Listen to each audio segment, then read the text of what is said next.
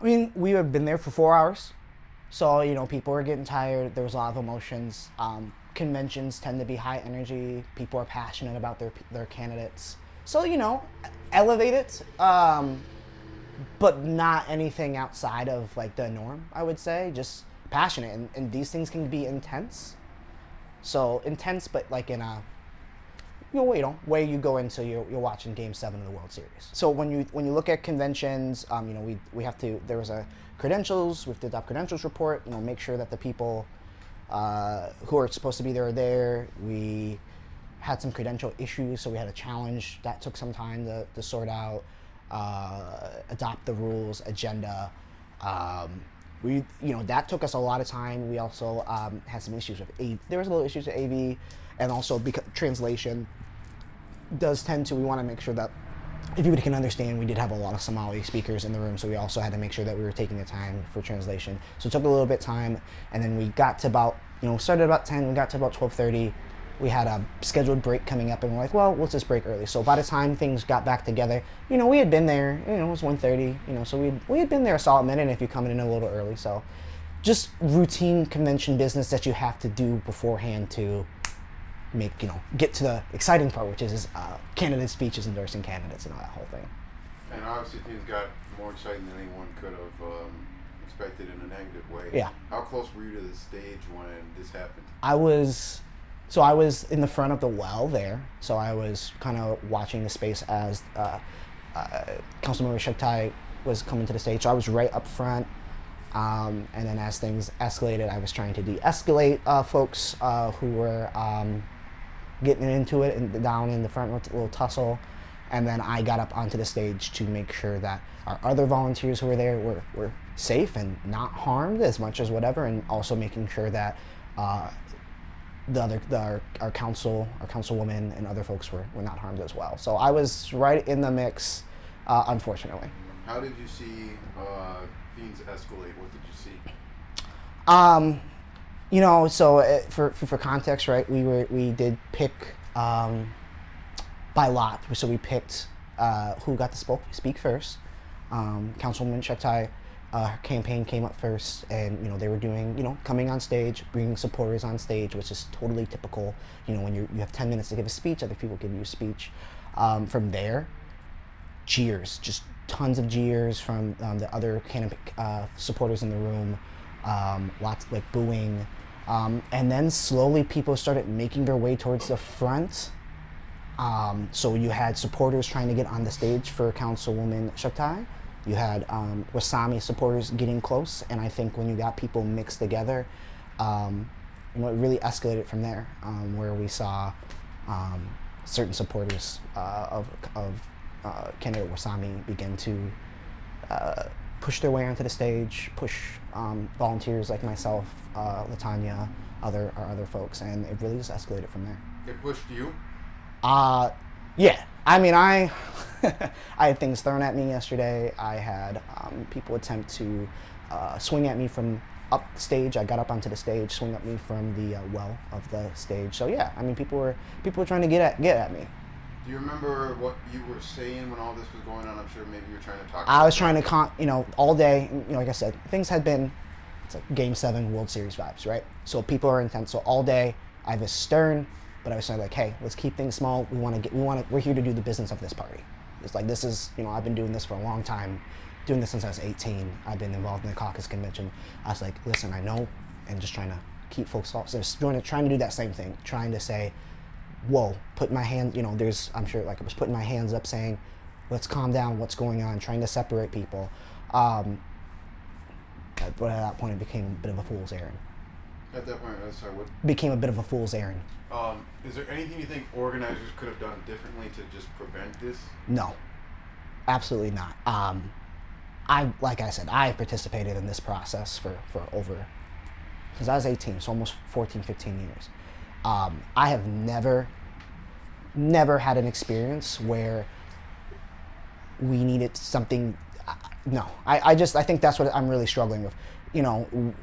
When we think about what happened, this was folks coming in, some folks coming in, intentionally disrupting this process, and we're going to be bad faith actors, if I'm being completely frank. Not everybody. I know there's folks there who are there to support their candidate and do the business of this party. This is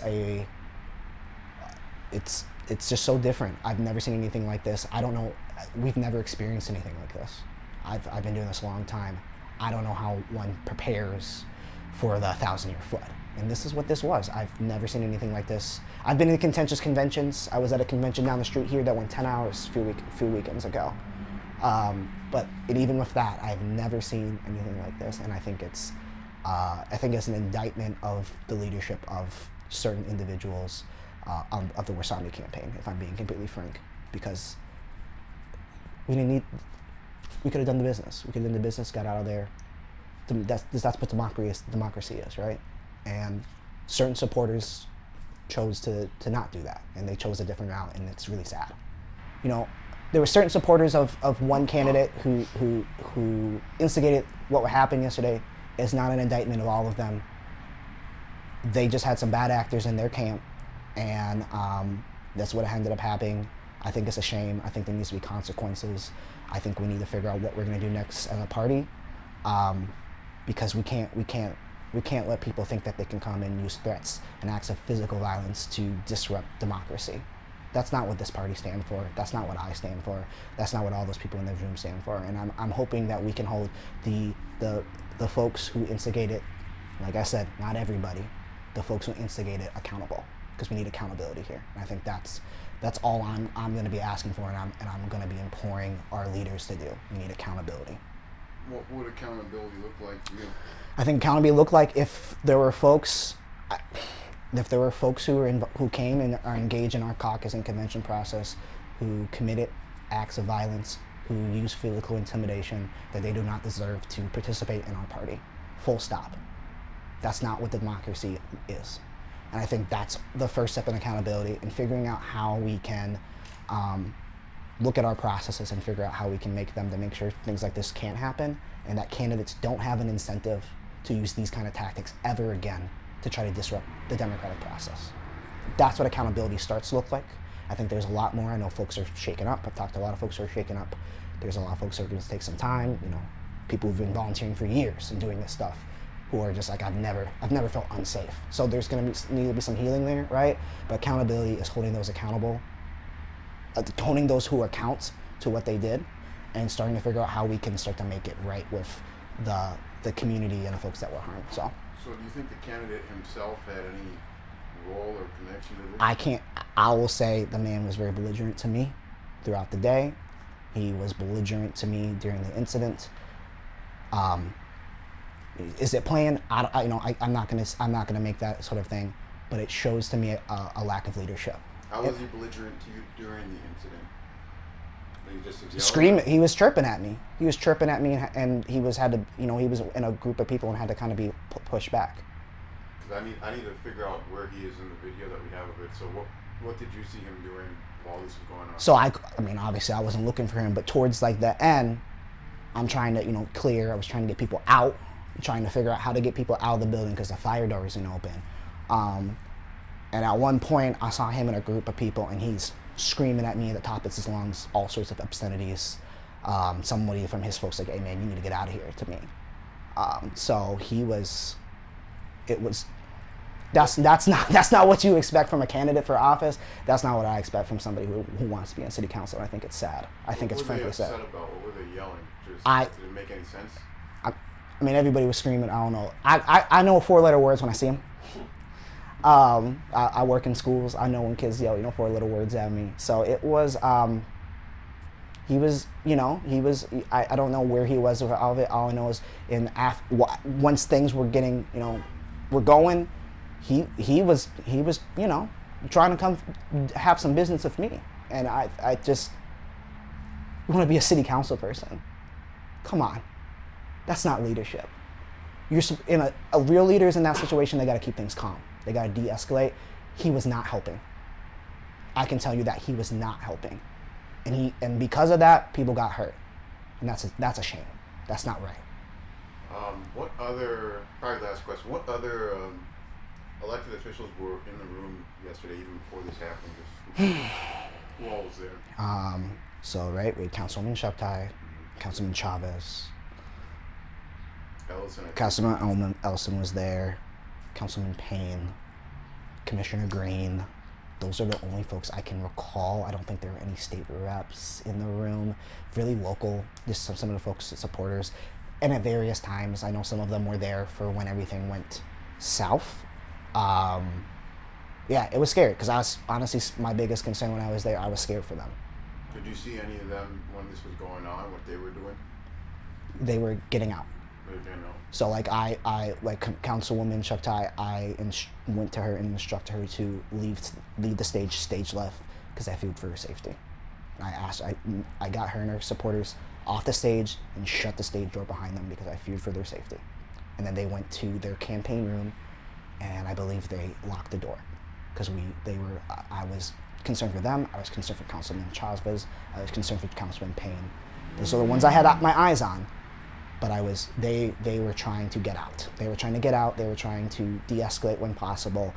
They were trying to keep the supporters of Councilwoman Chughtai calm, which showed some leadership, but they were trying to de-escalate and get out. And like at one point, we could not get out of the building because the fire doors were locked, and luckily we found a custodian who was able to start leading people outside where we felt safer.